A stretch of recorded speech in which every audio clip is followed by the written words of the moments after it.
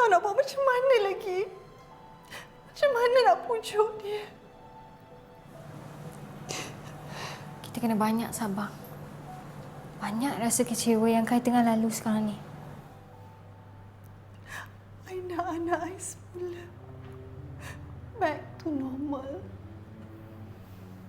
I dah buat macam-macam untuk dia. Tapi Mama tak tunaikan apa yang betul-betul dia nak. Jangan you pun nak suruh I panggil Haila kemari. Jangan mulakan benda yang you tahu I tak suka. Tapi itu je cara untuk tenangkan Kai dan sembuhkan Kai semula.